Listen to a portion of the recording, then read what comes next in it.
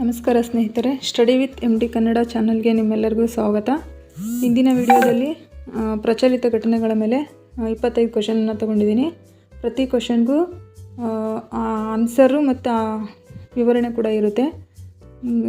ಈ video VAO, PC, PSI, SDA, FDA, KEA, KPSC, SSC, RRB ಸೇರಿದಂತೆ ಎಲ್ಲ ಸ್ಪರ್ಧಾತ್ಮಕ ಪರೀಕ್ಷೆಗಳಿಗೆ ತುಂಬ ಉಪಯುಕ್ತವಾಗಿದೆ. ಹಾಗಾಗಿ ವಿಡಿಯೋವನ್ನು ಕೊನೆವರೆಗೂ ನೋಡಿ. ವಿಡಿಯೋ ಇಷ್ಟ ಆದರೆ ಲೈಕ್ ಮಾಡಿ, ನಿಮ್ಮ ಸ್ನೇಹಿತರೊಂದಿಗೆ ಶೇರ್ ಮಾಡಿ, ಹಾಗೂ ಸ್ಟಡಿ ವಿತ್ MD ಕನ್ನಡ ಚಾನಲ್ನ ಸಬ್ಸ್ಕ್ರೈಬ್ ಮಾಡ್ಕೊಳ್ಳಿ ಫ್ರೆಂಡ್. ಬನ್ನಿ ಮೊದಲನೇ ಕ್ವಶನನ್ನು ನೋಡ್ತಾ ಹೋಗೋಣ. ಕ್ವಶನ್ 1, 39ನೇ ಭಾರತದ ಅಂತಾರಾಷ್ಟ್ರೀಯ ಚರ್ಮ ಮೇಳವನ್ನು ಆಯೋಜಿಸಿದ ಭಾರತೀಯ ನಗರ ಯಾವುದು ಅಂತ ಕೇಳಿದ್ದಾರೆ.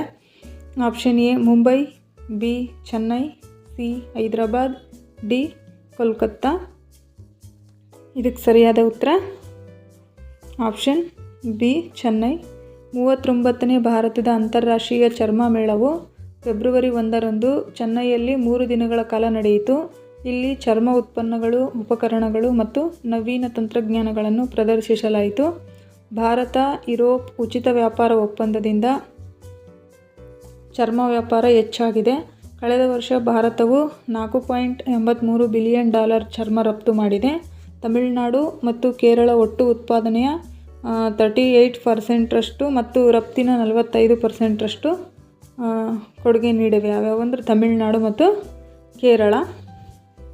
ಎರಡನೇ ಕ್ವಶನು, ಯಾವ ಇಲಾಖೆಯು ಪರಿಷ್ಕೃತ ಔಷಧೀಯ ತಂತ್ರಜ್ಞಾನ ಉನ್ನತೀಕರಣ ಸಹಾಯ ಯೋಜನೆಯನ್ನು ಪ್ರಾರಂಭಿಸಿತು ಅಂತ ಕೇಳಿದರೆ. ಎ ರಾಸಾಯನಿಕ ಮತ್ತು ಪೆಟ್ರೋ ರಾಸಾಯನಿಕ ಇಲಾಖೆ, ಬಿ ಫಾರ್ಮಾಸ್ಯೂಟಿಕಲ್ ಇಲಾಖೆ, ನೀತಿ ಆಯೋಗ, ಆರೋಗ್ಯ ಮತ್ತು ಕುಟುಂಬ ಕಲ್ಯಾಣ ಸಚಿವಾಲಯ. ಇದಕ್ಕೆ ಸರಿಯಾದ ಉತ್ತರ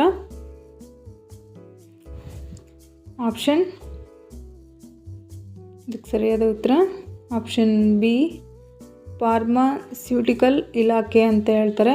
ಫಾರ್ಮಾಸ್ಯೂಟಿಕಲ್ ಇಲಾಖೆ ಮಾರ್ಚ್ 2024ರಲ್ಲಿ ಅಂದರೆ ಈ ಯೋಜನೆಯನ್ನು ಆರಂಭಿಸಿದೆ.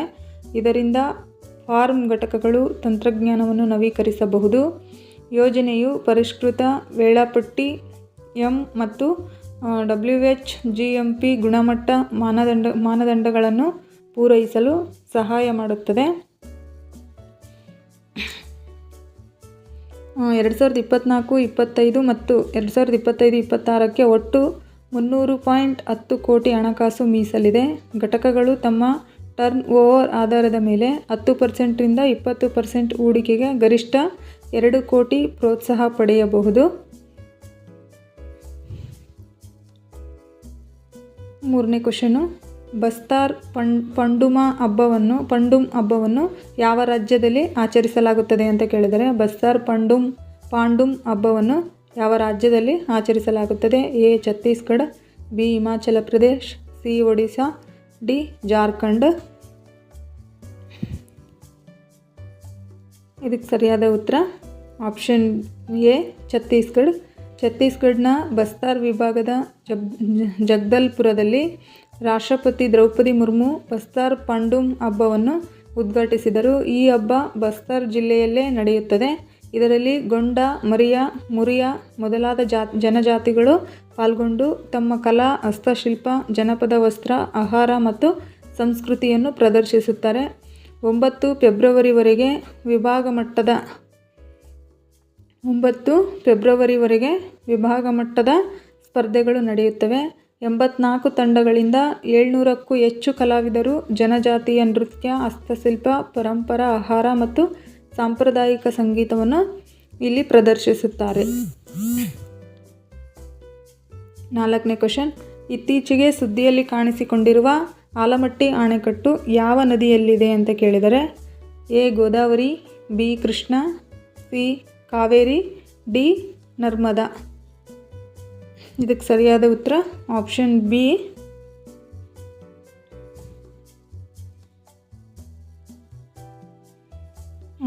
B Krishna.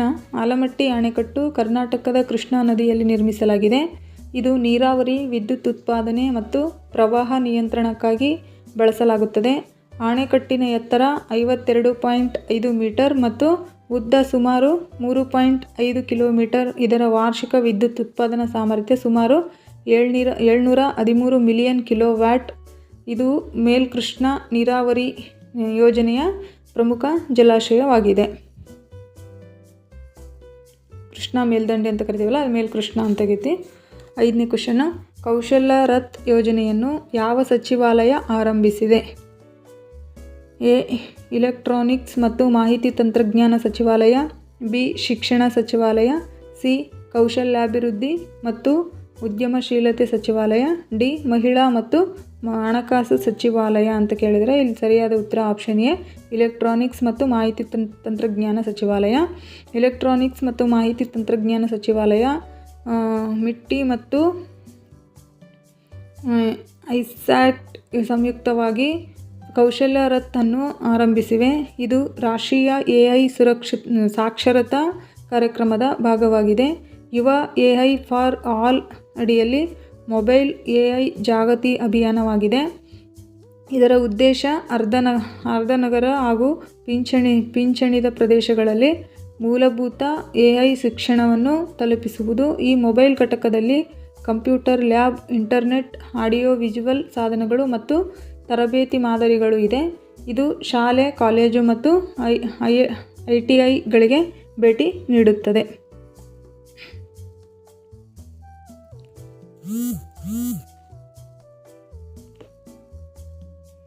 6ನೇ question,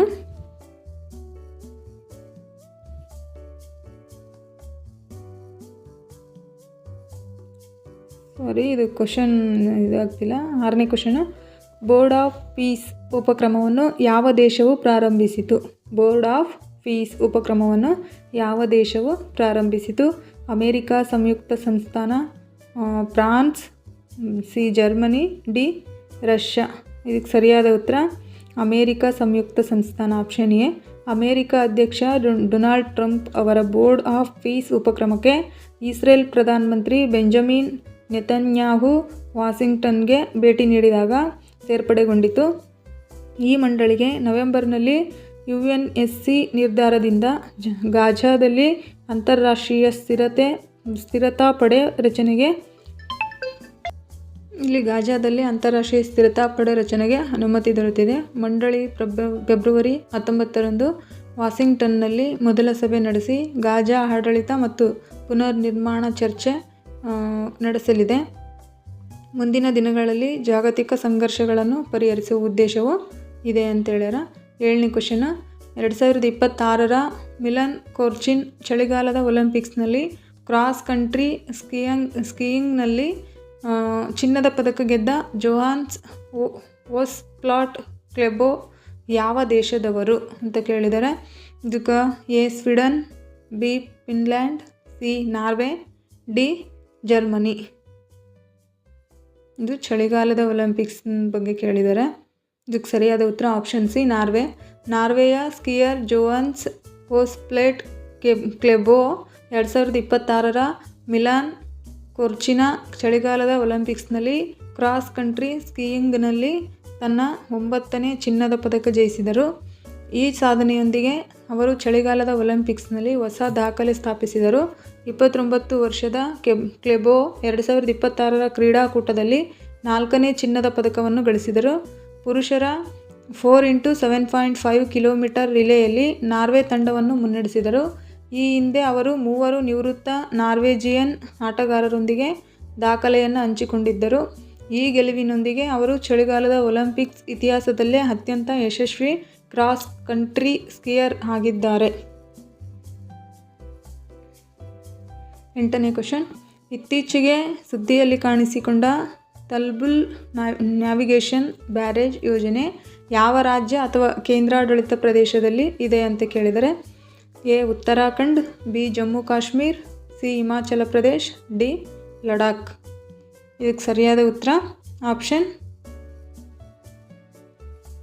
B. Jammu Kashmir. Punjab Ravi ನದಿಯಿಂದ ಜಮ್ಮು ಪ್ರದೇಶಕ್ಕೆ ನೀರನ್ನು ವಹಿಸಲು ಜಮ್ಮು ಮತ್ತು ಕಾಶ್ಮೀರ ಸರ್ಕಾರ ಯೋಜನೆ ನಡೆಸುತ್ತಿದೆ.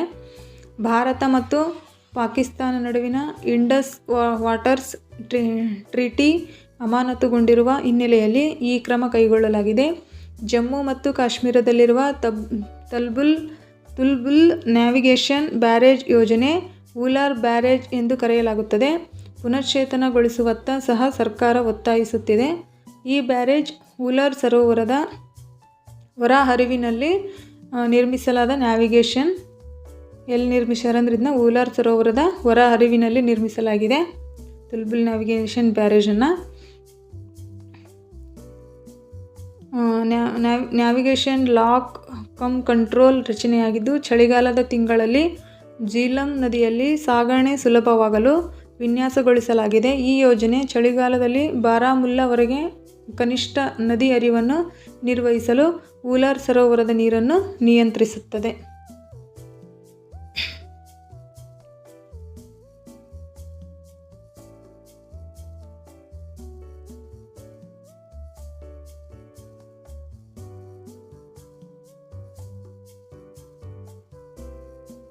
ನೆಕ್ಸ್ಟ್ ಕ್ವಶನ್, ಇತ್ತೀಚೆಗೆ ಸುದ್ದಿಯಲ್ಲಿ ಕಾಣಿಸಿಕೊಂಡ ಜಿಬ್ರಾಲ್ಟರ್ ಜಲಸಂಧಿ ಯಾವ 2 ಖಂಡಗಳನ್ನು ವಿಭಜಿಸುತ್ತದೆ ಅಂತ ಕೇಳಿದರೆ, ಎ ಯುರೋಪ್ ಮತ್ತು ಆಫ್ರಿಕಾ, ಬಿ ಯುರೋಪ್ ಮತ್ತು ಏಷ್ಯಾ, ಸಿ ಏಷ್ಯಾ ಮತ್ತು ಆಸ್ಟ್ರೇಲಿಯಾ, ಡಿ ಆಫ್ರಿಕಾ ಮತ್ತು ಏಷ್ಯಾ ಅಂತ ಕೇಳಿದರೆ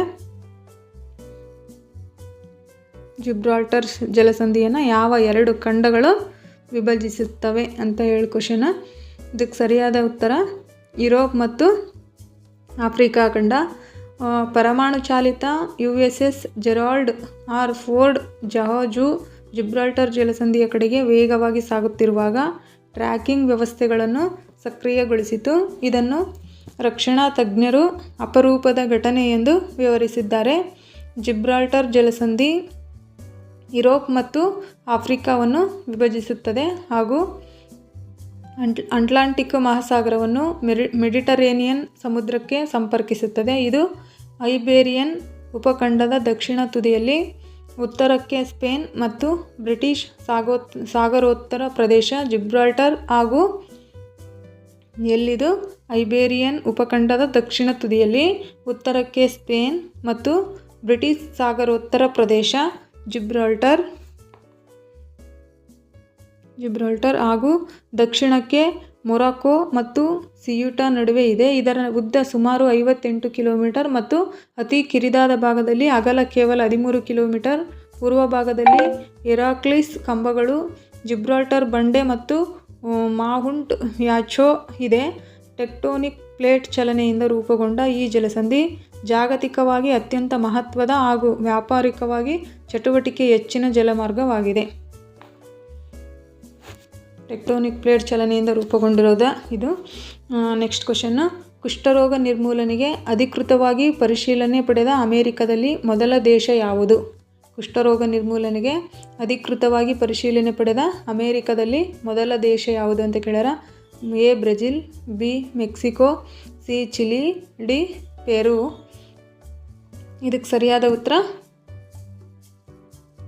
ಆಪ್ಷನ್ ಸಿ ಚಿಲಿ. ವಿಶ್ವ ಆರೋಗ್ಯ ಸಂಸ್ಥೆ WHO ಮತ್ತು ಪ್ಯಾನ್ ಅಮೇರಿಕನ್ ಆರೋಗ್ಯ ಸಂಸ್ಥೆ PAHO ಚಿಲಿಯು ಯಾನ್ಸನ್ ರೋಗ ಅಂದರೆ ಕುಷ್ಠರೋಗವನ್ನು ಕರಿತೀವಿ, ಕುಷ್ಠರೋಗವನ್ನು ನಿರ್ಮೂಲನೆ ಮಾಡಿರುವುದನ್ನು ಅಧಿಕೃತವಾಗಿ ದೃಢಪಡಿಸಿದೆ. ಈ ಸಾಧನೆಯೊಂದಿಗೆ ಚಿಲಿ ಅಮೆರಿಕದಲ್ಲಿ ಕುಷ್ಠರೋಗ ನಿರ್ಮೂಲನೆಗೆ ಅಧಿಕೃತ ದೃಢೀಕರಣ ಪಡೆದ ಮೊದಲ ದೇಶವಾಗೈತಂತೆ. ಅಮೆರಿಕದಲ್ಲಿ ಚಿಲಿ ಮೊದಲ ದೇಶವಾಗಿದ್ದು ಜಗತ್ತಿನಲ್ಲಿ 2ನೇ ದೇಶವಾಗಿದೆ. ಕುಷ್ಠರೋಗವನ್ನು ಚಿಲಿಯಲ್ಲಿ ಮೊದಲ ಬಾರಿ 19ನೇ ಶತಮಾನದ ಅಂತ್ಯದಲ್ಲಿ ಮುಖ್ಯವಾಗಿ ರಫಾ ನುಯಿ ಈಸ್ಟರ್ ದ್ವೀಪನಲ್ಲಿ ದಾಖಲಿಸಲಾಗಿತ್ತು. ಈ ರೋಗವು ಹೆಚ್ಚಿನದಾಗಿ ಆ ದ್ವೀಪದಲ್ಲೇ ಸೀಮಿತವಾಗಿದ್ದು ಮುಖ್ಯ ಭೂಭಾಗದಲ್ಲಿ ವಿರಳವಾದ ಪ್ರಕರಣಗಳಷ್ಟೇ ಕಂಡುಬಂದಿವೆ. ಅಮೆರಿಕದಲ್ಲೇ ಅಂದರೆ ಚಿಲಿ ದೇಶ ಮೊದಲನೇ ಸ್ಥಾನದ ಮೊದಲೇ. ನೆಕ್ಸ್ಟ್ ಕ್ವಶನ್ನು, 2026 ವಿಶ್ವ ಶಾಂತಿ ಮತ್ತು ಪರಸ್ಪರ ತಿಳುವಳಿಕೆ ದಿನವನ್ನು ಯಾವ ದಿನದಲ್ಲಿ ಆಚರಿಸಲಾಗುತ್ತದೆ? A February 22, B February 23. ಇದಕ್ಕೆ ಸರಿಯಾದ ಉತ್ತರ ಆಪ್ಷನ್ ಬಿ ಫೆಬ್ರವರಿ 23. 2026 ಶಾಂತಿ ಮತ್ತು ಪರಸ್ಪರ ತಿಳುವಳಿಕೆ ದಿನವನ್ನು ಫೆಬ್ರವರಿ 23, 2026 ಆಚರಿಸಲಾಗುತ್ತದೆ. ಈ ದಿನವು 1905ರಲ್ಲಿ ಚಿಕಾಗೋದಲ್ಲಿ ನಡೆದ ಮೊದಲ ರೋಟರಿ ಸಭೆಯ ವಾರ್ಷಿಕೋತ್ಸವವಾಗಿದೆ. ಈ ಸಭೆಯಿಂದ ಜಾಗತಿಕ ಮಾನವೀಯ ಸಂಸ್ಥೆಯಾದ ರೋಟರಿ ಇಂಟರ್ನ್ಯಾಷನಲ್ ಸ್ಥಾಪನೆಗೆ ದಾರಿ ತೆರೆದಿತು. ಫೆಬ್ರವರಿಯಲ್ಲಿ ನಡೆಯುವ ವಿಶ್ವ ತಿಳುವಳಿಕೆ ತಿಂಗಳ ಫೆಬ್ರವರಿಯಲ್ಲೇ ನಡೆಯುವ ವಿಶ್ವ ತಿಳುವಳಿಕೆ ತಿಂಗಳ ಸಮಯದಲ್ಲಿ ಈ ದಿನವನ್ನು ಆಚರಿಸಲಾಗುತ್ತದೆ. ಇದು ಸೇವೆ, ನೈತಿಕ ನಾಯಕತ್ವ ಮತ್ತು ಅಂತಾರಾಷ್ಟ್ರೀಯ ಸಹಕಾರವನ್ನು ಉತ್ತೇಜಿಸುತ್ತದೆ.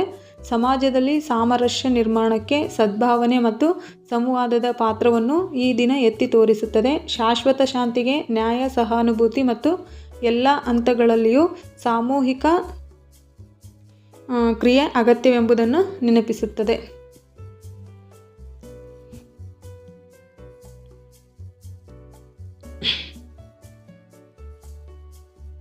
ನೆಕ್ಸ್ಟ್ ಕ್ವಶನ್, ವಿಶ್ವದ ಮೊದಲ ಸಾರ್ವಭೌಮ ಹಣಕಾಸು ಕ್ಲೌಡ್ ಸೇವೆಗಳ ಮೂಲಸೌಕರ್ಯ ಆರಂಭಿಸಿದ ದೇಶ ಯಾವುದು?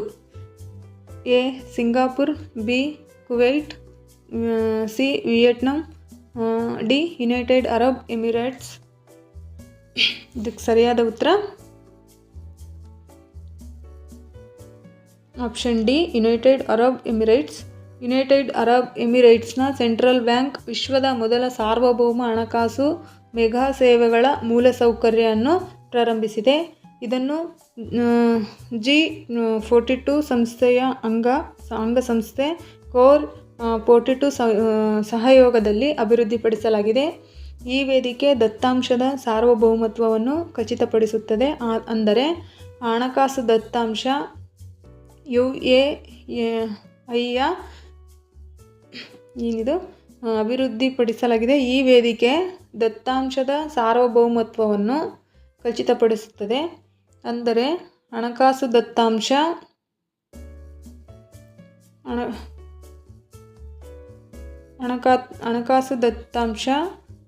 UAEಯ ಕಾನೂನು ಮತ್ತು ಭದ್ರತಾ ವ್ಯಾಪ್ತಿಯಲ್ಲೇ ಉಳಿಯುತ್ತದೆ. ಇದು ಸಮಗ್ರ ಸೈಬರ್ ಭದ್ರತೆ, ಏಕೀಕೃತ ಬಹು ಕ್ಲೌಡ್ ನಿರ್ವಹಣೆ ಹಾಗೂ ಕೃತಕ ಬುದ್ಧಿಮತ್ತೆ AI ಆಧಾರಿತ ವಿಶ್ಲೇಷಣೆಯನ್ನು ಒದಗಿಸುತ್ತದೆ.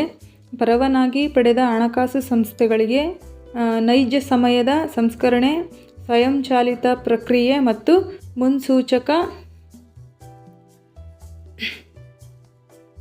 ನಿರ್ವಹಣೆ ಹಾಗೂ ಕೃತಕ ಬುದ್ಧಿಮತ್ತೆ AI ಆಧಾರಿತ ಸಂಶ್ಲೇಷಣೆಯನ್ನು ಒದಗಿಸುತ್ತದೆ. ಪರವಾನಗಿ ಪಡೆದ ಹಣಕಾಸು ಸಂಸ್ಥೆಗಳಿಗೆ ನೈಜ ಸಮಯದ ಸಂಸ್ಕರಣೆ, ಸ್ವಯಂಚಾಲಿತ ಪ್ರಕ್ರಿಯೆ ಮತ್ತು ಮುನ್ಸೂಚಕ ಅಪಾಯ ವಿಶ್ಲೇಷಣೆಗೆ ಅವಕಾಶ ನೀಡುತ್ತದೆ. ವಿದೇಶಿ ಕ್ಲೌಡ್ ಪೂರೈಕೆದಾರರ ಅವಲಂಬನೆಯನ್ನು ಕಡಿಮೆ ಮಾಡಿ ನಿಯಂತ್ರಣ ಸಾಮರ್ಥ್ಯವನ್ನು ಬಲಪಡಿಸುತ್ತದೆ. ನೆಕ್ಸ್ಟ್ ಕ್ವಶನ್, ಇತ್ತೀಚೆಗೆ ಸುದ್ದಿಯಲ್ಲಿ ಕಾಣಿಸಿಕೊಂಡ ಕೋಶಿ ನದಿ ಯಾವ ನದಿಗೆ ಪ್ರಮುಖ ಉಪನದಿಯಾಗಿದೆ? A Ganga, B Yamuna, C Godavari, D Krishna. ಇದಕ್ಕೆ ಸರಿಯಾದ ಉತ್ತರ ಗಂಗಾ ನದಿ. ಇದಕ್ಕೆ ಸರಿಯಾದ ಉತ್ತರ ಆಪ್ಷನ್ ಎ ಗಂಗಾ. ಕಳೆದ 200 ವರ್ಷಗಳಲ್ಲಿ ಕೋಶಿ ನದಿ ತನ್ನ ಹರಿವಿನ ದಿಕ್ಕನ್ನು 100 ಕಿಲೋಮೀಟರ್ಗೂ ಹೆಚ್ಚು ಪಶ್ಚಿಮಕ್ಕೆ ಬದಲಾಯಿಸಿದೆ. ಕೋಶಿ ಚೀನಾ, ನೇಪಾಳ ಮತ್ತು ಭಾರತದಲ್ಲಿ ಹರಿಯುವ ಅಂತಾರಾಷ್ಟ್ರೀಯ ನದಿಯಾಗಿದ್ದು ಗಂಗೆಯ ಪ್ರಮುಖ ಉಪನದಿಯಾಗಿದೆ. ಬಿಹಾರದಲ್ಲಿ ಪುನಃ ಉಂಟಾಗುವ ಭಾರೀ ಪ್ರವಾಹಗಳ ಕಾರಣದಿಂದ, ಅಂದರೆ ಇದು ಭಾರೀ ಪ್ರವಾಹಗಳ ಕಾರಣದಿಂದ ಇದನ್ನು ಬಿಹಾರದ ದುಃಖ ನದಿ ಅಂತೇಳಿ ಕರಿತೀವಿ. ಅದು ಕೋಶಿ ನದಿಯನ್ನು ಬಿಹಾರದ ದುಃಖ ನದಿ ಎಂದು ಕರೆಯಲಾಗುತ್ತದೆ. ನೇಪಾಳ ಮತ್ತು ಟಿಬೆಟ್ನ ಹಿಮಾಲಯ ಪ್ರದೇಶದಲ್ಲಿ ಹುಟ್ಟುವ ಸನ್ ಕೋಶಿ, ಅರುಣ್ ಕೋಶಿ ಮತ್ತು ತಮೂರ್ ಕೋಶಿ ನದಿಗಳ ಸಂಗಮದಿಂದ ಕೋಶಿ ನದಿ ಉಂಟಾಗುತ್ತದೆ. ಭಾರತ ನೇಪಾಳ ಗಡಿಯಿಂದ ಸುಮಾರು 48 ಕಿಲೋಮೀಟರ್ ಉತ್ತರದಲ್ಲಿ ಇದು ಹಲವಾರು ಉಪನದಿಗಳನ್ನು ಸೇರಿಸಿಕೊಂಡು ಛತ್ರಘಾಟಿಯಲ್ಲಿ, ಅಂದರೆ ಚಿತ್ರಘಾಟಿ ಅಂತ ನಾವು ಓದ್ತೀವಿ, ನಾವು ಓದಕ್ಕಾರ ಛತ್ರಘಾಟಿ ಅಂತ ಆಗಿದ್ದಲ್ಲಿ ಛತ್ರಘಾಟಿಯಲ್ಲಿ ಶಿವಾಲಿಕ್ ಬೆಟ್ಟಗಳ ಮೂಲಕ ದಕ್ಷಿಣಕ್ಕೆ ಹರಿದು ಬರುತ್ತದೆ ಅಂತ ಹೇಳಿದರೆ. 14ನೇ ಕ್ವಶನು. ನೆಕ್ಸ್ಟ್, ವಿಶ್ವ ಗ್ರಾಹಕ ಹಕ್ಕುಗಳ ದಿನವನ್ನು ಪ್ರತಿ ವರ್ಷ ಯಾವ ದಿನಾಂಕದಲ್ಲಿ ಆಚರಿಸಲಾಗುತ್ತದೆ? March 14, March 15, March 16, March 17. ವಿಶ್ವ ಗ್ರಾಹಕ ಹಕ್ಕುಗಳ ದಿನ. ಇದಕ್ಕೆ ಸರಿಯಾದ ಉತ್ತರ ಯಾವಾಗ ಆಚರಣೆ ಮಾಡ್ತೀವಿ ಅಂತ ಹೇಳಿದ್ರೆ ಮಾರ್ಚ್ 15. ವಿಶ್ವ ಗ್ರಾಹಕ ಹಕ್ಕುಗಳ ದಿನವನ್ನು ಪ್ರತಿ ವರ್ಷ ಮಾರ್ಚ್ 15ರಂದು ಆಚರಿಸಲಾಗುತ್ತದೆ. ಇದು ಮೂಲಭೂತ ಗ್ರಾಹಕ ಹಕ್ಕುಗಳನ್ನು ಉತ್ತೇಜಿಸುವುದರ ಜೊತೆಗೆ ನ್ಯಾಯಸಮ್ಮತ, ಸುರಕ್ಷಿತ ಹಾಗೂ ಸುಸ್ಥಿರ ಮಾರುಕಟ್ಟೆಗಳ ಅಗತ್ಯವನ್ನು ಒತ್ತಿ ಹೇಳುತ್ತದೆ. 1962ರಲ್ಲಿ ಅಧ್ಯಕ್ಷ ಕೆನಡಿ ಅವರು ಗ್ರಾಹಕ ಹಕ್ಕುಗಳ ಕುರಿತು ನೀಡಿದ ಭಾಷಣವನ್ನು ಸ್ಮರಿಸುವಂತೆ ಈ ದಿನವನ್ನು 1983ರಲ್ಲಿ ಪ್ರಾರಂಭಿಸಲಾಯಿತು. 2026ರ ಥೀಮ್ ಅಂತ ಕೇಳಿದರೆ ಸುರಕ್ಷಿತ ಉತ್ಪನ್ನಗಳು, ಆತ್ಮವಿಶ್ವಾಸಿ ಗ್ರಾಹಕರು. ಇದರ ಥೀಮ್ ಏನಾಗಿದೆ ಅಂದರೆ ವಿಶ್ವ ಗ್ರಾಹಕ ಹಕ್ಕುಗಳ ಥೀಮು ಸುರಕ್ಷಿತ ಉತ್ಪನ್ನಗಳು, ಆತ್ಮವಿಶ್ವಾಸಿ ಗ್ರಾಹಕರು ಅಂತಾಗಿದೆ. ನೆಕ್ಸ್ಟ್ ಕ್ವಶನ್ನು, ಜಲಗಂಗಾ ಸಂವರ್ಧನಾ ಅಭಿಯಾನ ಜಲ ಸಂರಕ್ಷಣಾ ಅಭಿಯಾನ ಆಗೈತೆ ಇದು. ಇದರ 3ನೇ ಹಂತವನ್ನು ಆರಂಭಿಸಿದ ರಾಜ್ಯ ಸರ್ಕಾರ ಯಾವುದು ಅಂತ ಕೇಳ್ಯಾರ. ಉತ್ತರ ಪ್ರದೇಶ್, ಪಂಜಾಬ್, ಹರಿಯಾಣ, ಮಧ್ಯಪ್ರದೇಶ್. ಇದಕ್ಕೆ ಸರಿಯಾದ ಉತ್ತರ ಆಪ್ಷನ್ ಡಿ, ಮಧ್ಯಪ್ರದೇಶ್. ಮಧ್ಯಪ್ರದೇಶದ ಮುಖ್ಯಮಂತ್ರಿ ಡಾಕ್ಟರ್ ಮೋಹನ್ ಯಾದವ್ ಅವರು ಗುಡಿ ಪಾಡ್ವಾ ಹಾಗೂ ಭಾರತೀಯ ಹೊಸ ವರ್ಷದಂದು ಇಂದೋರ್ನಿಂದ ಜಲಗಂಗಾ ಸಂವರ್ಧನಾ ಅಭಿಯಾನದ 3ನೇ ಹಂತವನ್ನು ಆರಂಭಿಸಿದರು. ಈ 100 ದಿನಗಳ ಅಭಿಯಾನವು ಮಾರ್ಚ್ 19ರಿಂದ ಜೂನ್ 30ರವರೆಗೆ ಜೂನ್ 30, 2026ರವರೆಗೆ ನಡೆಯುತ್ತದೆ. ಸುಮಾರು 2,500 ಕೋಟಿ ಮೊತ್ತದ ಜಲ ಸಂರಕ್ಷಣಾ ಕಾರ್ಯಗಳು ಕೈಗೊಳ್ಳಲಾಗುತ್ತಿದೆ. ನದಿಗಳು, ಕೊಳಗಳು, ಬಾವಿಗಳು, ಮೆಟ್ಟಿಲು ಬಾವಿಗಳು ಪುನರುಜ್ಜೀವನ, 10,000ಕ್ಕೂ ಹೆಚ್ಚು ಚೆಕ್ ಡ್ಯಾಮ್ಗಳ ದುರಸ್ತಿ ಮತ್ತು ರಾಜ್ಯದಾದ್ಯಂತ ವೃಕ್ಷಾರೋಪಣ ಅಭಿಯಾನಗಳು ಇದರ ಭಾಗವಾಗಿವೆ.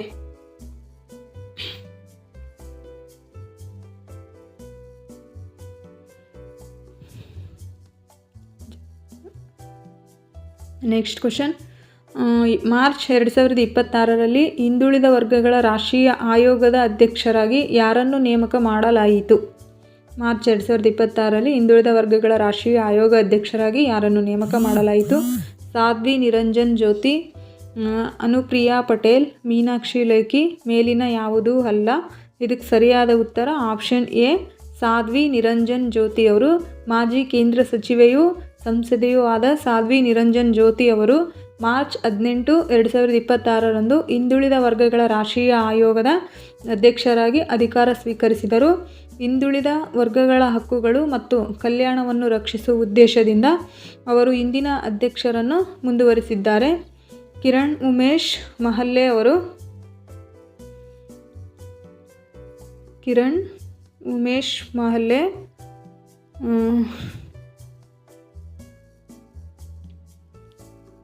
ಸದಸ್ಯರಾಗಿ ಆಯೋಗಕ್ಕೆ ಸೇರ್ಪಡೆಗೊಂಡಿದ್ದಾರೆ. ಯಾರು? ಕಿರಣ್ ಉಮೇಶ್ ಮಹಲ್ಲೆ ಸದಸ್ಯರಾಗಿ ಆಯೋಗಕ್ಕೆ ಸೇರ್ಪಡೆಗೊಂಡಿದ್ದಾರೆ.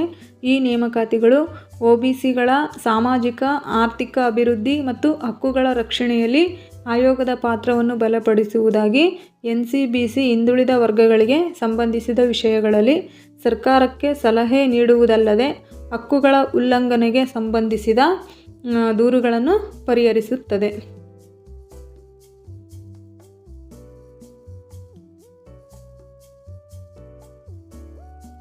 ನೆಕ್ಸ್ಟ್ ಕ್ವಶನ್ನು, ಭಾರತೀಯ ರಿಸರ್ವ್ ಬ್ಯಾಂಕ್ ಇತ್ತೀಚೆಗೆ ಬಿಡುಗಡೆ ಮಾಡಿದ ಪೇಮೆಂಟ್ಸ್ ವಿಷನ್ 2028 ಮಾರ್ಗಸೂಚಿಯ ಮುಖ್ಯ ವಿಷಯವೇನು ಅಂತ ಕೇಳಿದರೆ ಡಿಜಿಟಲ್ ಇಂಡಿಯಾ ಅಭಿವೃದ್ಧಿ, ಎಲ್ಲರಿಗೂ ಸಮಾವೇಶಿತ ಬ್ಯಾಂಕಿಂಗ್, ಭಾರತದ ಪಾವತಿ ಗಡಿಯನ್ನು ರೂಪಿಸುವುದು, ಸುರಕ್ಷಿತ ಡಿಜಿಟಲ್ ಭಾರತ ಅಂತ ಕೇಳಿದರೆ ಇದಕ್ಕೆ ಸರಿಯಾದ ಉತ್ತರ ಆಪ್ಷನ್ ಸಿ, ಭಾರತದ ಪಾವತಿ ಗಡಿಯನ್ನು ರೂಪಿಸುವುದು ಆಗಿರುತ್ತದೆ.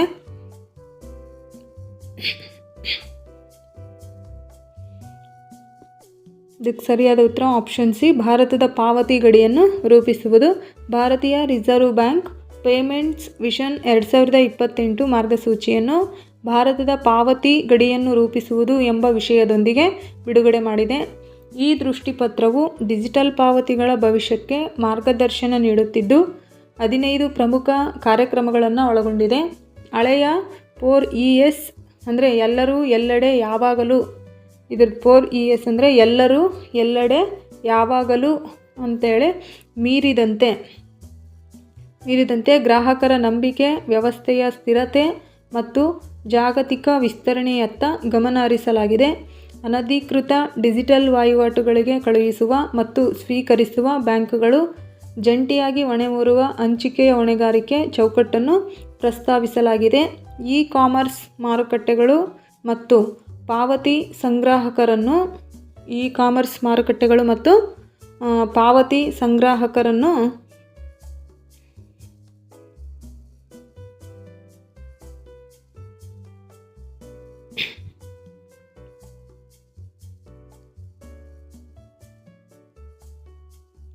ಪಾವತಿ ಸಂಗ್ರಾಹಕರನ್ನು ನೇರವಾಗಿ RBI ನಿಯಂತ್ರಣದೊಳಗೆ ತರುವ ಮೂಲಕ ಡಿಜಿಟಲ್ ಪಾವತಿಗಳ ಮೇಲ್ವಿಚಾರಣೆಯನ್ನು ಬಲಪಡಿಸುವ ಉದ್ದೇಶವಿದೆ. ನೆಕ್ಸ್ಟ್ ಕ್ವಶನ್, ವಿಶ್ವ ಕಲಾ ದಿನವನ್ನು ಪ್ರತಿ ವರ್ಷ ಯಾವ ದಿನದಂದು ಆಚರಿಸಲಾಗುತ್ತದೆ?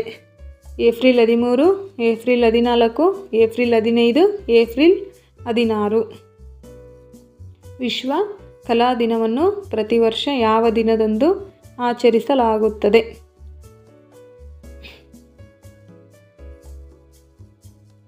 A, B, C, D. ಇದಕ್ಕೆ ಸರಿಯಾದ ಉತ್ತರ ಆಪ್ಷನ್ ಸಿ 15, ಏಪ್ರಿಲ್ 15.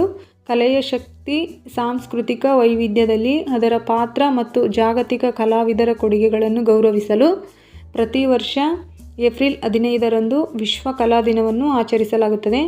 ಈ ದಿನಾಂಕವು ಸೃಜನಶೀಲತೆ, ಸ್ವಾತಂತ್ರ್ಯ ಮತ್ತು ಶಾಂತಿಯ ಪ್ರತೀಕವಾದ ಲಿಯೋನಾರ್ಡ್ ದ ವಿಂಚಿ ಅವರ ಜನ್ಮದಿನವನ್ನು ಸೂಚಿಸುತ್ತದೆ. ಅಂತಾರಾಷ್ಟ್ರೀಯ ಕಲಾ ಸಂಸ್ಥೆ IAA 2012ರಲ್ಲಿ ಮೆಕ್ಸಿಕೋ ದೇಶದ ಗುಡಾಲ್ಜಾರದಲ್ಲಿ ನಡೆದ ಸಮ್ಮೇಳನದಲ್ಲಿ ವಿಶ್ವ ಕಲಾ ದಿನವನ್ನು ಪ್ರಾರಂಭಿಸಿತು.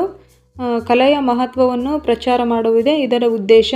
2026ರ ವಿಶ್ವ ಕಲಾ ದಿನದ ಥೀಮ್ ಏನಂತ ಕೇಳಿದ್ರೆ A garden of expression cultivating community through art ಆಗಿದೆ. ಇದರ theme A garden of expression cultivating community through art ಆಗಿದೆ. ನೆಕ್ಸ್ಟ್ ಕ್ವಶನು, ಪ್ರತಿ ವರ್ಷ ವಿಶ್ವ ಮಲೇರಿಯಾ ದಿನವನ್ನು ಯಾವ ದಿನಾಂಕದಲ್ಲಿ ಆಚರಿಸಲಾಗುತ್ತದೆ? A, April 23, B, April 24, C, April 25, D, April 26. ವಿಶ್ವ ಮಲೇರಿಯಾ ದಿನವನ್ನು ಪ್ರತಿ ವರ್ಷ ಯಾವಾಗ ಆಚರಣೆ ಮಾಡ್ತೀವಿ ಅಂದರೆ ಏಪ್ರಿಲ್ 25.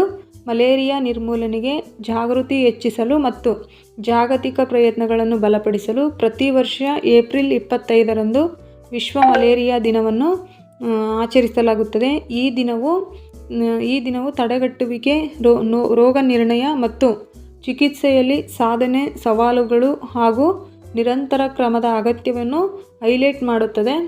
ಸರ್ಕಾರಗಳು, ಸಮುದಾಯಗಳು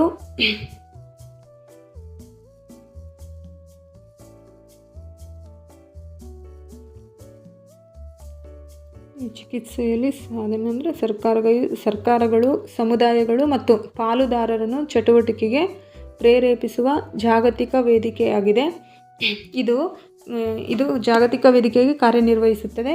2026ರ ಥೀಮ್ ಏನಂತ ಕೇಳಿದ್ರೆ ಮಲೇರಿಯಾವನ್ನು ಕೊನೆಗೊಳಿಸಲು ಚಾಲನೆ, ಈಗ ನಾವು ಮಾಡಬೇಕು. ಮಲೇರಿಯಾವನ್ನು ಕೊನೆಗೊಳಿಸಲು ಚಾಲನೆ, ಈಗ ನಾವು ಮಾಡಬಹುದು, ಈಗ ನಾವು ಮಾಡಲೇಬೇಕು, ಇದಾಗಿದೆ ಇದರ ಥೀಮ್. ಈ ಥೀಮ್ ಲಸಿಕೆಗಳು, ಚಿಕಿತ್ಸೆ ಮತ್ತು ವೆಕ್ಟರ್ ನಿಯಂತ್ರಣ ತಂತ್ರಜ್ಞಾನಗಳಲ್ಲಿನ ಪ್ರಗತಿಯನ್ನು ಪ್ರತಿಬಿಂಬಿಸುತ್ತದೆ. ನೆಕ್ಸ್ಟ್ ಕ್ವಶನ್ನು, ನಶಾ ಮುಕ್ತ ಭಾರತ್ ಅಭಿಯಾನ 2.0 ಅನ್ನು ಯಾವ ಸಚಿವಾಲಯ ಪ್ರಾರಂಭಿಸಿದೆ? A, ಆರೋಗ್ಯ ಮತ್ತು ಕುಟುಂಬ ಕಲ್ಯಾಣ ಸಚಿವಾಲಯ, B, ಗೃಹ ಸಚಿವಾಲಯ, C, ಸಾಮಾಜಿಕ ನ್ಯಾಯ ಮತ್ತು ಸಬಲೀಕರಣ ಸಚಿವಾಲಯ, D, ಯುವಜನ ವ್ಯವಹಾರ ಮತ್ತು ಕ್ರೀಡಾ ಸಚಿವಾಲಯ. ನಶಾ ಮುಕ್ತ ಭಾರತ ಅಭಿಯಾನ 2.0 ಅನ್ನು ಯಾವ ಸಚಿವಾಲಯ ಪ್ರಾರಂಭಿಸಿದೆ ಅಂತ ಕೇಳಿದರೆ ಇದಕ್ಕೆ ಸರಿಯಾದ ಉತ್ತರ ಆಪ್ಷನ್ ಸಿ, ಸಾಮಾಜಿಕ ನ್ಯಾಯ ಮತ್ತು ಸಬಲೀಕರಣ ಸಚಿವಾಲಯ. ಮಾದಕ ವಸ್ತುಗಳ ಬೇಡಿಕೆ ಕಡಿತಗೊಳಿಸುವ ರಾಷ್ಟ್ರೀಯ ಕ್ರಿಯಾ ಯೋಜನೆಯಡಿ ಮೇಲ್ವಿಚಾರಣೆಯನ್ನು ಬಲಪಡಿಸುವ ಸಲುವಾಗಿ ಸಾಮಾಜಿಕ ನ್ಯಾಯ ಮತ್ತು ಸಬಲೀಕರಣ ಸಚಿವಾಲಯವು ನಶಾ ಮುಕ್ತ ಭಾರತ ಅಭಿಯಾನ NMBA ಆಫ್ 2.0 ಅನ್ನು ಪ್ರಾರಂಭಿಸಿದೆ. ನಶಾ ಮುಕ್ತ ಭಾರತ ಅಭಿಯಾನವನ್ನು 2020ರಲ್ಲಿ ಪ್ರಾರಂಭಿಸಲಾಗಿದ್ದು 2023ರ ವೇಳೆಗೆ ಎಲ್ಲ ಜಿಲ್ಲೆಗಳಿಗೂ ವಿಸ್ತರಿಸಲಾಗಿದೆ. ಈ ಅಭಿಯಾನದ ಉದ್ದೇಶ ಶಿಕ್ಷಣ, ಸಮುದಾಯ ಸಂಪರ್ಕ ಮತ್ತು ಪುನರ್ವಸತಿ ನೆರವಿನ ಮೂಲಕ ಮಾದಕ ವಸ್ತುಗಳ ದುರುಪಯೋಗದ ಬಗ್ಗೆ ಜಾಗೃತಿ ಮೂಡಿಸುವುದಾಗಿದೆ. ಶಾಲೆಗಳು, ವಿಶ್ವವಿದ್ಯಾಲಯಗಳು ಹಾಗೂ ಸಮುದಾಯಗಳಲ್ಲಿ ಮಾದಕ ವಸ್ತು ಅವಲಂಬಿತರು ಪತ್ತೆ ಹಚ್ಚಿ ಅವರಿಗೆ ನೆರವು ಎಲ್ಲೆಲ್ಲಿ ಶಾಲೆಗಳು, ವಿಶ್ವವಿದ್ಯಾಲಯಗಳು ಹಾಗೂ ಸಮುದಾಯಗಳಲ್ಲಿ ಮಾದಕ ವಸ್ತು ಅವಲಂಬಿತರು ಪತ್ತೆ ಹಚ್ಚಿ ಅವರಿಗೆ ನೆರವು ನೀಡಲು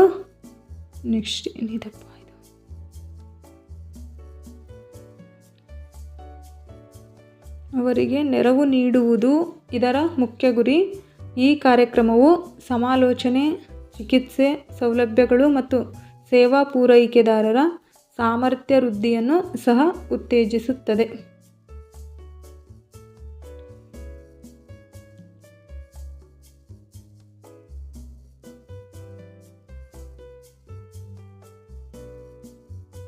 ನೆಕ್ಸ್ಟ್ ಕ್ವಶನ್ನು, ಟೋ ಲ್ಯಾಮ್ ಯಾವ ದೇಶದ ರಾಷ್ಟ್ರಪತಿಯಾಗಿ ಆಯ್ಕೆಯಾದರು? ಟೋ ಲ್ಯಾಮ್ ಯಾವ ದೇಶದ ರಾಷ್ಟ್ರಪತಿಯಾಗಿ ಆಯ್ಕೆಯಾದರು? A Vietnam, B Indonesia, C Singapore, D Maldives. ಇದಕ್ಕೆ ಸರಿಯಾದ ಉತ್ತರ ಆಪ್ಷನ್ ಎ ವಿಯೆಟ್ನಾಂ. ಟೋ ಲ್ಯಾಮ ಅವರನ್ನು 5 ವರ್ಷಗಳ ಅವಧಿಗೆ ವಿಯೆಟ್ನಾಂ ರಾಷ್ಟ್ರಪತಿಯಾಗಿ ಸರ್ವಾನುಮತದಿಂದ ಆಯ್ಕೆ ಮಾಡಲಾಗಿದೆ. ಅವರು ವಿಯೆಟ್ನಾಂ ಕಮ್ಯುನಿಸ್ಟ್ ಪಕ್ಷದ ಮುಖ್ಯಸ್ಥರಾಗಿಯೂ ಮುಂದುವರಿಯುತ್ತಿದ್ದಾರೆ. ಇದರಿಂದ ಅಧಿಕಾರ ಕೇಂದ್ರೀಕರಣಗೊಂಡಿದ್ದು ವಿಯೆಟ್ನಾಂನ ಸಾಮೂಹಿಕ ನಾಯಕತ್ವದ ಪದ್ಧತಿಗೆ ಭಿನ್ನವಾಗಿದೆ ಮತ್ತು ಕ್ಸಿ ಜಿನ್ಪಿಂಗ್ ಶೈಲಿಯ ಕೇಂದ್ರೀಕರಣಕ್ಕೆ ಹೋಲಿಕೆಯಾಗಿದೆ. ಅವರು ಶಾಂತಿ, ಸ್ಥಿರತೆ ಮತ್ತು ಆರ್ಥಿಕ ಬೆಳವಣಿಗೆಯನ್ನು ಸುಧಾರಿತ ಜೀವನ ಮಟ್ಟದೊಂದಿಗೆ ಪ್ರಾಮುಖ್ಯತೆ ನೀಡಿದ್ದಾರೆ. ಸಾರ್ವಜನಿಕ ಭದ್ರತಾ ಸಚಿವಾಲಯದ ಮುಖ್ಯಸ್ಥರಾಗಿದ್ದಾಗ ಅವರು ಸಾರ್ವಜನಿಕ ಭದ್ರತಾ ಸಚಿವಾಲಯದ ಮುಖ್ಯಸ್ಥರು ಕೂಡ ಆಗಿದ್ದರು. ಸಾರ್ವಜನಿಕ ಭದ್ರತಾ ಸಚಿವಾಲಯದ ಮುಖ್ಯಸ್ಥರಾಗಿದ್ದಾಗ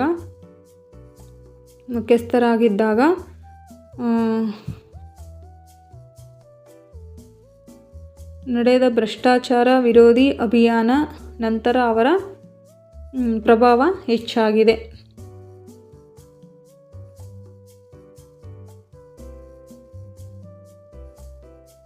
ಇಸ್ಮಾಯಿಲ್ ಓಮರ್ ಗುಲ್ಲೇಹ್ ಅವರನ್ನು ಯಾವ ದೇಶದ ರಾಷ್ಟ್ರಪತಿಯಾಗಿ ಮರು ಆಯ್ಕೆ ಮಾಡಲಾಗಿದೆ? ಇಸ್ಮಾಯಿಲ್ ಓಮರ್ ಗುಲ್ಲೇಹ್ ಅವರನ್ನು ಯಾವ ದೇಶದ ರಾಷ್ಟ್ರಪತಿಯಾಗಿ ಮರು ಆಯ್ಕೆ ಮಾಡಲಾಗಿದೆ ಅಂದರೆ ಜಿಬೌಟಿ. ಇತ್ತೀಚಿನ ಚುನಾವಣೆಗಳಲ್ಲಿ ಇಸ್ಮಾಯಿಲ್ ಓಮರ್ ಗುಲ್ಲೇಹ್ ಅವರನ್ನು ಜಿಬೌಟಿಯ ರಾಷ್ಟ್ರಪತಿಯಾಗಿ 97.81% ಮತಗಳೊಂದಿಗೆ 6ನೇ ಅವಧಿಗೆ ಮರು ಆಯ್ಕೆಯಾದರು. ಅವರು 1999ರಿಂದ ಜಿಬೌಟಿಯನ್ನು ಆಳುತ್ತಿದ್ದಾರೆ. ತಮ್ಮ ಚಿಕ್ಕಪ್ಪ ಹಸನ್ ಗೌಲೇದ್ ಅಬ್ಟಿಡಾನ್ ಅವರ ನಂತರದ ಅಧಿಕಾರ ಸ್ವೀಕರಿಸಿದರು. ಅವರ ಎದುರಾಳಿ ಮೊಹಮ್ಮದ್ ಫರಾ ಸಮತರ್ ಅವರು ಮಾಜಿ ಆಡಳಿತ ಪಕ್ಷದ ಸದಸ್ಯರಾಗಿದ್ದರು. ಈ ಚುನಾವಣೆಯಲ್ಲಿ ಸ್ಪರ್ಧೆ ಕಡಿಮೆಯಾಗಿತ್ತು. ರಾಜಕೀಯ ಸ್ವತಂತ್ರಗಳ ಮೇಲೆ ನಿರ್ಬಂಧಗಳಿರುವುದನ್ನು ಉಲ್ಲೇಖಿಸಿ ವಿರೋಧ ಪಕ್ಷಗಳು ಹಲವು ಬಾರಿ ಚುನಾವಣೆಯನ್ನು ಬಹಿಷ್ಕರಿಸಿವೆ. ಜಿಬೌಟಿ ಕೆಂಪು ಸಮುದ್ರ ಅಡೆನ್ ಕೊಲ್ಲಿಯ ಮಾರ್ಗದ ಬಳಿ ತಂತ್ರಾತ್ಮಕವಾಗಿ ಸ್ಥಿತಿಗತಿಯಾಗಿದ್ದು ಆಫ್ರಿಕಾದ ಕೊಂಬು ಪ್ರದೇಶದಲ್ಲಿ ವ್ಯಾಪಾರ ಹಾಗೂ ಸೇನಾ ಹಾಜರಾತಿಗಾಗಿ ಭೌಗೋಳಿಕ ರಾಜಕೀಯ ಮಹತ್ವವನ್ನು ಹೊಂದಿದೆ. ನೆಕ್ಸ್ಟ್ ಕ್ವಶನ್ನು, ಗರಿಯಾ ಪೂಜೆಯನ್ನು ಮುಖ್ಯವಾಗಿ ಯಾವ ರಾಜ್ಯದಲ್ಲಿ ಆಚರಿಸಲಾಗುತ್ತದೆ? A Tripura, B Manipur, C Assam, D Arunachal Pradesh. ಗರಿಯಾ ಪೂಜೆಯನ್ನು ತ್ರಿಪುರಾ ರಾಜ್ಯದಲ್ಲಿ ಆಚರಣೆ ಮಾಡ್ತಾರೆ. ಆಪ್ಷನ್ ಎ ತ್ರಿಪುರಾ ರಾಜ್ಯಾದ್ಯಂತ ಬುಡಕಟ್ಟು ಹಾಗೂ ಬುಡಕಟ್ಟು ಅಲ್ಲದ ಸಮುದಾಯಗಳು ಗರಿಯಾ ಪೂಜೆಯಲ್ಲಿ ಭಾಗವಹಿಸುತ್ತಾರೆ. ಈ ಹಬ್ಬವು ಸಾಮರಸ್ಯ ಮತ್ತು ಕಲ್ಯಾಣವನ್ನು ಉತ್ತೇಜಿಸುತ್ತದೆ. ಬುಡಕಟ್ಟು ಸಂಪ್ರದಾಯಗಳಲ್ಲಿ ಸಮೃದ್ಧಿ, ಜಾನುವಾರು ಮತ್ತು ಯೋಗಕ್ಷೇಮಕ್ಕೆ ಸಂಬಂಧಿಸಿದ ಬಾಬಾ ಗರಿಯಾ ದೇವರಿಗೆ ಈ ಹಬ್ಬವನ್ನು ಸಮರ್ಪಿಸಲಾಗುತ್ತದೆ. ಭಕ್ತರು ಎಲೆ, ದಾರ, ಬಟ್ಟೆಗಳಿಂದ ಅಲಂಕರಿಸಿದ ಬಿದಿರಿನ ಕೋಲುಗಳು, ಹೂಗಳು ಮತ್ತು ಹಣ್ಣುಗಳನ್ನು ಅರ್ಪಿಸುತ್ತಾರೆ. ಪ್ರಮುಖ ಆಚರಣೆಗಳು ಜಮಾತಿಯ ಓಡಾ ಸಂಸ್ಥೆಯ ನೇತೃತ್ವದಲ್ಲಿ ಅಗರ್ತಾಲ್ ಮತ್ತು ತೆಲಿಯಮೂರಾದ ಗರ್ಜಂಟೋಲಿಯಲ್ಲಿ ನಡೆಯುತ್ತದೆ. ನೆಕ್ಸ್ಟ್ ಕ್ವಶನ್, ಅಂತಾರಾಷ್ಟ್ರೀಯ ಚೆರ್ನೋಬಿಲ್ ವಿಪತ್ತು ಸ್ಮರಣಾ ದಿನವನ್ನು ಪ್ರತಿ ವರ್ಷ ಯಾವ ದಿನಾಂಕದಲ್ಲಿ ಆಚರಿಸಲಾಗುತ್ತದೆ? April 24, B April 25, C April 26, D April 27. ಇದಕ್ಕೆ ಸರಿಯಾದ ಉತ್ತರ ಆಪ್ಷನ್ ಸಿ ಏಪ್ರಿಲ್ 26. 1986ರಲ್ಲಿ ಉಕ್ರೇನ್ನ ಆಗಿನ ಸೋವಿಯತ್ ಒಕ್ಕೂಟ ಚೆರ್ನೋಬಿಲ್ ಪರಮಾಣು ವಿದ್ಯುತ್ ಸ್ಥಾವರದಲ್ಲಿ ಸಂಭವಿಸಿದ ಪರಮಾಣು ದುರಂತದ ಸಂತ್ರಸ್ತರಿಗೆ ಗೌರವ ಸಲ್ಲಿಸಲು ಮತ್ತು ಜಾಗೃತಿ ಹೆಚ್ಚಿಸಲು ಅಂತಾರಾಷ್ಟ್ರೀಯ ಚೆರ್ನೋಬಿಲ್ ವಿಪತ್ತು ಸ್ಮರಣಾ ದಿನವನ್ನು ಪ್ರತಿ ವರ್ಷ ಏಪ್ರಿಲ್ 26ರಂದು ಆಚರಿಸಲಾಗುತ್ತದೆ. ಈ ದುರಂತವನ್ನು ವಿಶ್ವದ ಅತ್ಯಂತ ಭೀಕರ ಪರಮಾಣು ವಿಪತ್ತಾಗಿ ಪರಿಗಣಿಸಲಾಗಿದೆ. ನೆಕ್ಸ್ಟ್ ಕ್ವಶನ್ನು, ಇತ್ತೀಚೆಗೆ ಸುದ್ದಿಯಲ್ಲಿ ಕಾಣಿಸಿಕೊಂಡ ಕವಾಸಾಕಿ ಎಂಬುದು ಯಾವ ರೀತಿಯ ಕಾಯಿಲೆ? ಎ ವೈರಲ್ ಸೋಂಕು, ಬಿ ಆನುವಂಶಿಕ ವ್ಯಾಧಿ, ಸಿ ಆಂಟೋ ಇಮ್ಯೂನ್ ಉರಿಯೂತಕಾರಿ ಕಾಯಿಲೆ, ಡಿ ಪೌಷ್ಟಿಕಾಂಶದ ಕೊರತೆ. ಇದಕ್ಕೆ ಸರಿಯಾದ ಉತ್ತರ ಆಪ್ಷನ್ ಸಿ ಆಟೋ ಇಮ್ಯೂನ್ ಉರಿಯೂತಕಾರಿ ಕಾಯಿಲೆ. ಇತ್ತೀಚೆಗೆ ನಡೆದ ಬಹುತೇಕ ಅಧ್ಯಯನದಲ್ಲಿ ಕವಾಸಾಕಿ ರೋಗದ ಚಿಕಿತ್ಸೆಗೆ ಪ್ರೆಡ್ನಿಸೋಲೋನ್ ಸೇರಿಸುವುದನ್ನು ಪರಿಶೀಲಿಸಲಾಯಿತು. 1 ತಿಂಗಳ ಬಳಿಕವೂ ಪ್ರೆಡ್ನಿಸೋಲೋನ್ ಕೊರೊನರಿ ಆರ್ಟರಿ ಗಾಯಗಳ ಪ್ರಮಾಣವನ್ನು ಕಡಿಮೆ ಮಾಡಲಿಲ್ಲ ಎಂದು ಅಧ್ಯಯನದಲ್ಲಿ ಕಂಡುಬಂದಿದೆ. ಕವಾಸಾಕಿ ರೋಗವನ್ನು ಮ್ಯೂಕೋಕ್ಯುಟೇನಿಯಸ್ ಲಿಂಫ್ ನೋಡ್ ಸಿಂಡ್ರೋಮ್ ಎಂದು ಕೂಡ ಕರೆಯಲಾಗುತ್ತದೆ. ಮ್ಯೂಕೋಕ್ಯುಟೇನಿಯಸ್ ಲಿಂಫ್ ನೋಡ್ ಸಿಂಡ್ರೋಮ್ ಎಂದು ಕರೆಯಲಾಗುತ್ತದೆ. ಇದು ಜ್ವರ ಮತ್ತು ರಕ್ತನಾಳಗಳ ಉರಿಯೂತಕ್ಕೆ ಕಾರಣವಾಗುವ ಅಪರೂಪದ ಕಾಯಿಲೆಯಾಗಿದೆ. ಮುಖ್ಯವಾಗಿ 5 ವರ್ಷಕ್ಕಿಂತ ಕಡಿಮೆ ವಯಸ್ಸಿನ ಮಕ್ಕಳಿಗೆ, ಅದು ವಿಶೇಷವಾಗಿ ಹುಡುಗರಿಗೆ ಹೆಚ್ಚು ಕಾಣಿಸಿಕೊಳ್ಳುತ್ತದೆ. ಈ ರೋಗವನ್ನು ಮೊದಲು 1967ರಲ್ಲಿ ಜಪಾನಿನ ಟೊಮಿಸಾಕು ಕವಾಸಾಕಿ ಗುರುತಿಸಿದರು. ಅಭಿವೃದ್ಧಿಶೀಲ ದೇಶಗಳ ಮಕ್ಕಳಲ್ಲಿ ಜನನೋತ್ತರವಾಗಿ, ಅಂದರೆ ಹುಟ್ಟಿದಾಗ ಇಲ್ಲದ ಆಮೇಲೆ ಬರುವಂಥದ್ದು, ಜನನೋತ್ತರವಾಗಿ ಕಾಣುವ ಸಾಮಾನ್ಯ ಹೃದಯ ರೋಗ ಇದಾಗಿದೆ. ರೋಗ ನಿರೋಧಕ ವ್ಯವಸ್ಥೆ ರಕ್ತನಾಳಗಳ ಮೇಲೆ, ವಿಶೇಷವಾಗಿ ಕೊರೊನರಿ ಆರ್ಟರಿ ಮೇಲೆ, ಅಂದರೆ ಕೊರೊನರಿ ಆರ್ಟರಿಗಳ ಮೇಲೆ ದಾಳಿ ಮಾಡಿ ಉರಿಯೂತ ಮತ್ತು ಊತ ಉಂಟು ಮಾಡುತ್ತದೆ. ಫ್ರೆಂಡ್ಸ್, ಇಲ್ಲಿಗೆ ಇದು ಮುಗೀತು. ವಿಡಿಯೋ ಇಷ್ಟ ಆದರೆ ಲೈಕ್ ಮಾಡಿ, ಶೇರ್ ಮಾಡಿ ಆ್ಯಂಡ್ ಸಬ್ಸ್ಕ್ರೈಬ್